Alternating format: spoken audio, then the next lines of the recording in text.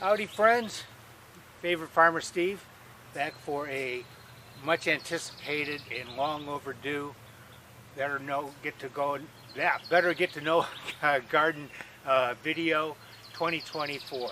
We are done planting the garden, and in the spirit of Infrastructure Week, I will show you the hardscaping improvements that we've done to the farm here to improve its yield and mostly make it a little bit easier on me. So, as the saying goes, good fences make good neighbors. Well, good fences make good gardens too. And as any good productive farm knows, you need to repurpose things. So this fencing right here was donated by one of the neighbors, didn't want it. I said, well, I can put that to use.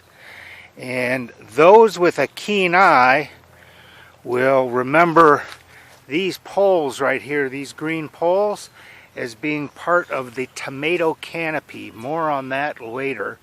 But I thought, well, what the heck, the rabbits get in here. Let's use those and make this I don't know if you can even see this netting. It won't stop a deer, but it will stop a rabbit, and hopefully a squirrel and chipmunk, which are the main culprits really. So the beauty of this is that these just can come right out. I can roll it up here, the one side, two sides, three sides on that, and store them and put them right back up next year, and I've got fencing. So yeah, I won't spend any time on the what we've got going here, but there's some Brussels sprouts in the back row, 3 kinds of peppers, and those are going to be the shishito peppers because they're a little bit behind. And you can see the asparagus is really starting to do its thing now, and so we've had some big boys, and there's more coming, but they're just getting rolling now. So we've had about 4 or 5 batches so far. Now that bucket there is it's soapy water, so I can drown the asparagus beetles which are on here. Oh, as long as we're here, this is you'll remember the cash crop area of the garden, of the sub-leased plot that a young lady from New York City has us growing Linaria, otherwise known as silver dollar. Now, the farmer's wife, Mrs. Hannah, has also got a patch that's even better than this. So we are really trying to supplement the income. And if you remember when the New York young lady came out last year and inspected, she was shocked and saddened to learn that you only get one crop of silver dollars every other year. So in order to make it worth everyone's while, I have planted some new seeds down here. So this year we should get, a non-productive year 1, productive year, and switch them back and forth. Should keep everybody happy. Now, this is probably the biggest improvement and the thing that I'm most proud of. This is the new improved tomato canopy. I thought, why in the heck am I building this out of sticks and zip ties every year when I put it back in the same spot? So I've purchased some real inexpensive EMF electrical conduit and some some fasteners and some cheap PVC fittings, and I can either take this down or leave the poles up and mark where the poles where they can go right back up, and this thing will come apart and snap together in no time at all. And you can see everything is in place, including the tomato plants, and they are taking off nicely. They've only been in here about a week and doing great so far. A couple extras over here. And yeah, you know, the cucumbers, the cucumber trellis, we're not going to dwell on that. And, you know, the usual, the squash. Now, one of the things that I said was going to be a little bit of a surprise, the popcorn seemed to be a hint, and this certainly, you can't tell anything right now. There's 5 rows of popcorn in here again, because again, this is about all I can grow. This is very, very wet and clay-like. I threw about 20-30 pounds of gypsum in here to start breaking this up. It'll probably help next couple years, but not necessarily this year. But the popcorn in here is a special kind. It is pink, so it's going to grow. It's going to be pink, and when it pops, the little shells will be pink as well.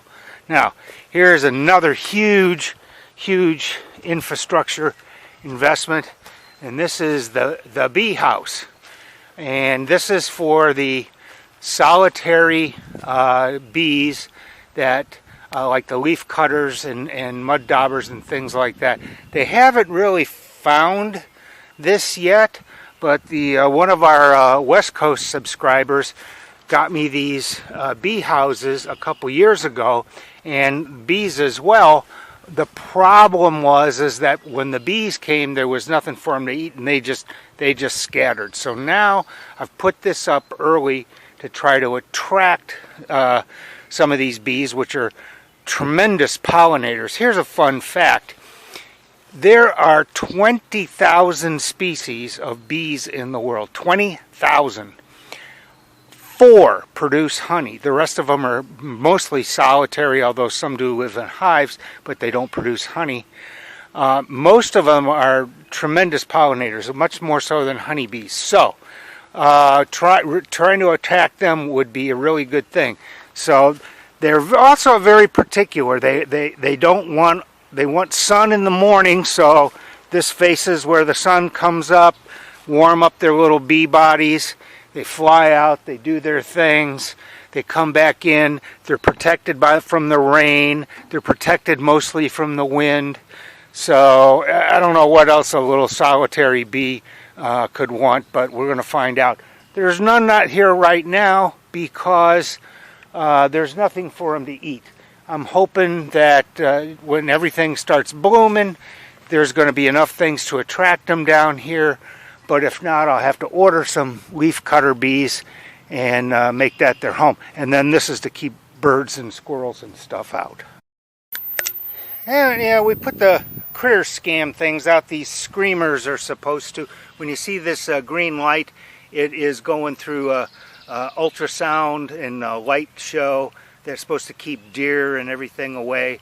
And then I throw some dried blood down, and so far it's been working. I think they get used to anything, but if you move them around, it kind of confuses them. And not necessarily garden related, but I try to show this every year. It gets a little bit bigger. The famous or infamous red buckeye tree, and the flowers are just about done. You can see these are going to become buckeyes, Scott. So one year I gave some to Scott because he wanted to grow them, and he didn't get them planted in time. The seeds rotted. Last year I had a bunch of them, and I left them in the garage, and a squirrel or chipmunk got them. So third time is the charm. And then this is really nice.